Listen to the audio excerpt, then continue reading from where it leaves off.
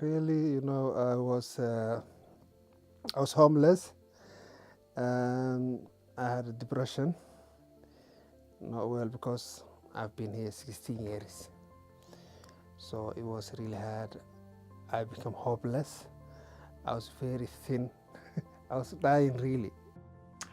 Back 10 years ago, in 2007, we were encountering quite a lot of asylum seekers coming to our church, and indeed some became part of our small group.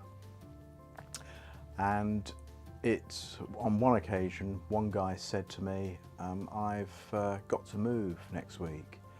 And I said, oh, can I help you move? And I then discovered to my horror that he was moving into, in effect, a squat. And as a result of that, I think our home group thought, this just can't be right. We must do something. The people I've met come from a wide range of backgrounds. Usually their lives are in danger, their families' lives are in danger.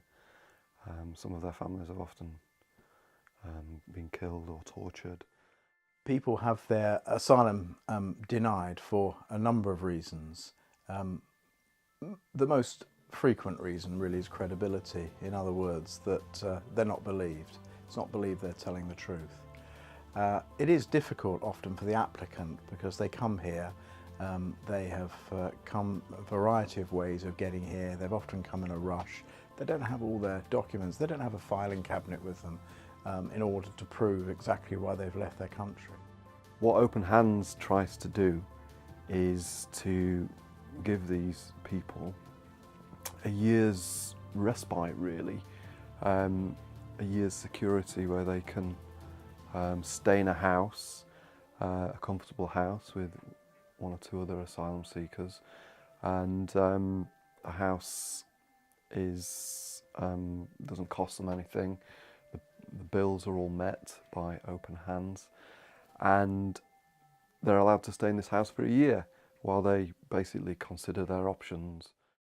So it costs us about £12,000 per house a year to run, and that includes rent and council tax and all the heating and lighting, utility bills, etc., and maintenance. So with 4 houses, that's pushing £50,000. So with three guests in each house, it's about £3,500 per guest that we need. We have 4 houses currently, which we rent, and we'd love to be able to open a house every year, one additional house. So it'd be great if, in 10 years' time we've got 14 houses, but it's all subject to funding.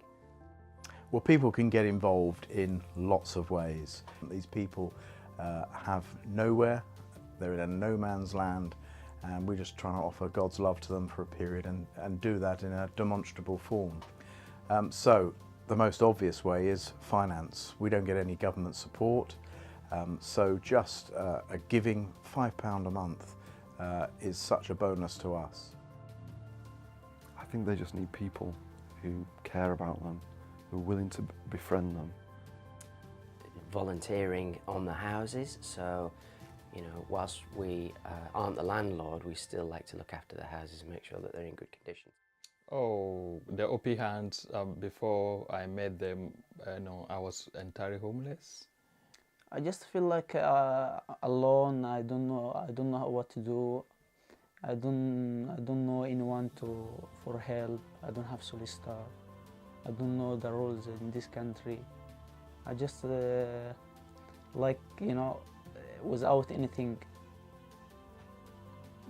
Before the Open Hand, I'm not happy because I haven't got any place to live. But when they Open Hand, they support me, they give me place. I'm happy because I'm sleep outside. They help me for house. They help me for food. Sometimes they make me happy by a meal every 2 weeks. They do a lot of things to make me happy, and I'm really happy to be with this team of the Open Hand.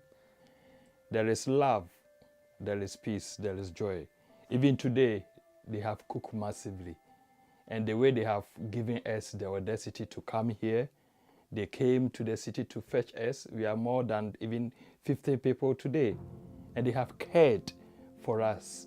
Not just about the house, but also socializing, like meeting new friends in here. I felt like there are people who are caring about us. There is hope. So especially Jonathan was really very good.